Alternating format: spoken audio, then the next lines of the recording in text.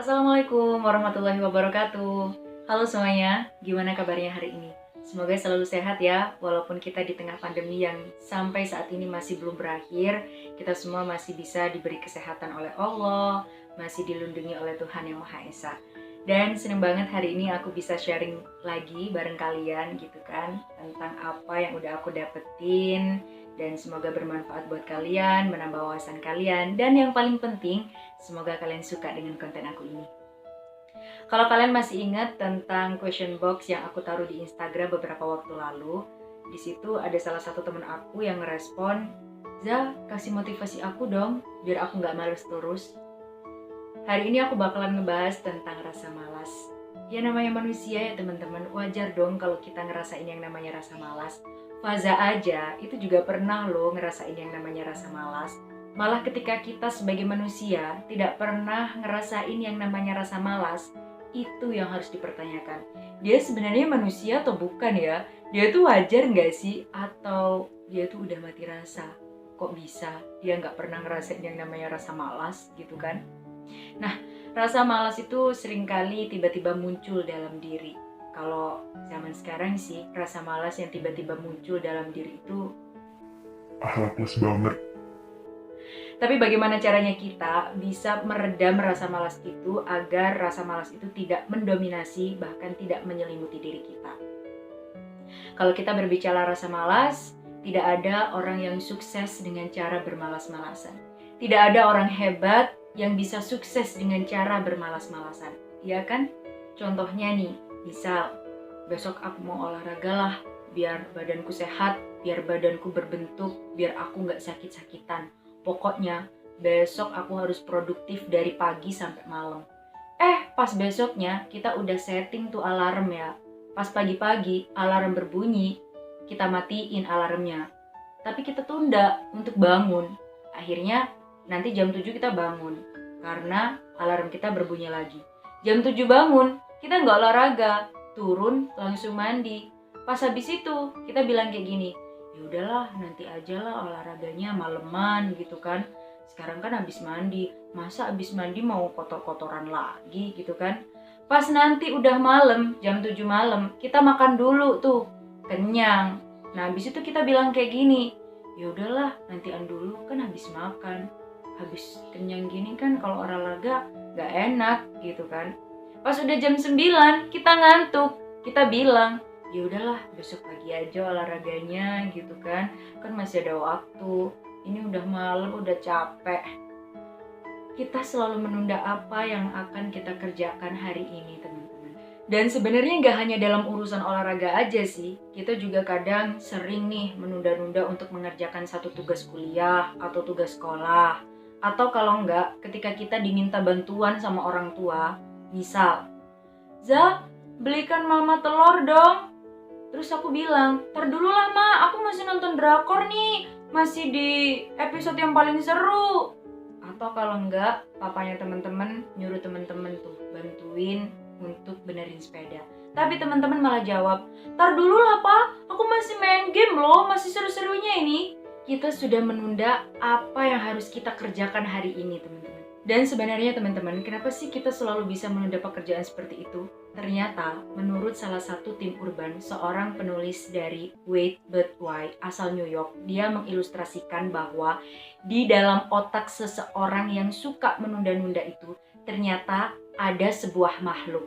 Dan makhluk itu adalah monyet kepuasan instan atau yang biasa disebut dengan instant gratification monkey.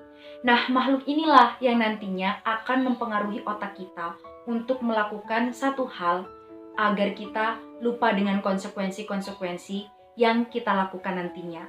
Rasa malas itu muncul sebenarnya karena kita lupa dengan konsekuensi kita di masa depan. Sekarang ini kita berpikir, kenapa sih sekarang aku harus belajar? Padahal nih ya teman-teman, belajar itu sangat bermanfaat buat teman-teman di masa depan, buat keturunannya teman-teman, buat wawasannya teman-teman, buat sosialnya teman-teman, dan itu penting banget gitu loh teman-teman. Sekarang kita juga berpikir, kenapa sih kita harus olahraga? Padahal olahraga itu adalah investasi terbesar kita di masa depan. untuk investasi kesehatan kita.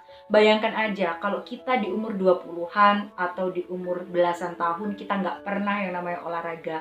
Kehidupan kita cuma diisi dengan tidur, makan, habis itu ngerjain tugas, main tanpa olahraga yang rutin. Ya mungkin di umur ke-30 kita akan bobrok, kita akan terkena yang namanya berbagai macam penyakit. Dan pasti teman-teman nggak mau dong. Ya udah, sekarang lakuin aja yang namanya olahraga rutin dengan tujuan untuk kesehatan kita di masa depan nanti. Lantas bagaimana caranya kita bisa meredam rasa malas itu agar rasa malas itu tidak mendominasi atau tidak menyelimuti dalam diri kita?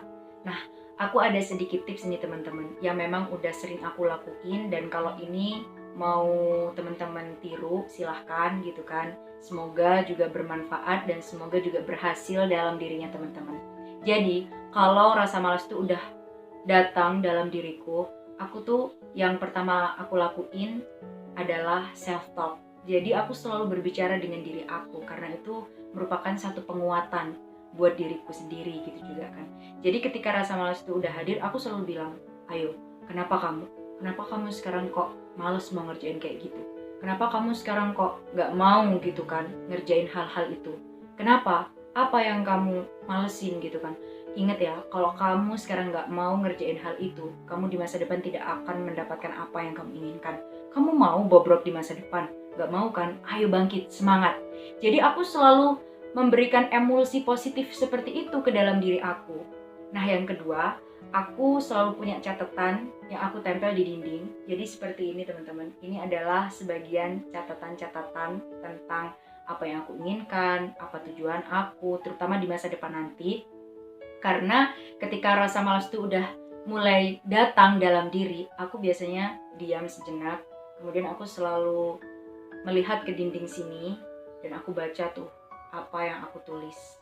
Keinginan-keinginan aku, tujuan-tujuan aku, sampai pada akhirnya aku meresapi, dan setelah itu aku tergerak untuk melakukan satu hal di mana di hari itu aku harus produktif.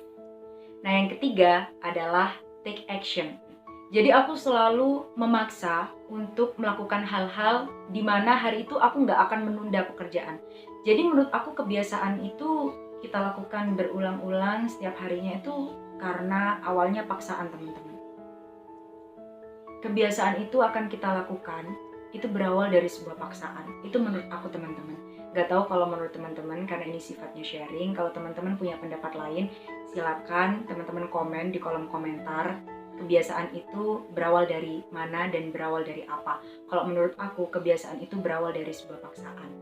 Awalnya kita dipaksa, sampai akhirnya kita terbiasa melakukan satu hal itu teman-teman. Nah, itu tadi 3 cara untuk bisa menolak rasa malas, agar rasa malas itu tidak mendominasi dalam diri kita, agar rasa malas itu tidak menyelimuti diri kita. Semoga bermanfaat dan semoga juga bisa berhasil di dalam diri teman-teman untuk teman-teman yang mengikuti cara ini. Dan jangan lupa kalau teman-teman suka dengan konten ini, teman-teman bisa komen di bawah. Next kita bakalan ngebahas tentang apa. Don't forget to give thumbs up, comment, share, dan jangan lupa juga subscribe. Karena subscribe itu gratis teman-teman. So, kita selalu dukung dalam hal kebaikan ya. Kita ketemu di sharing episode berikutnya. Dadah, wassalamualaikum warahmatullahi wabarakatuh.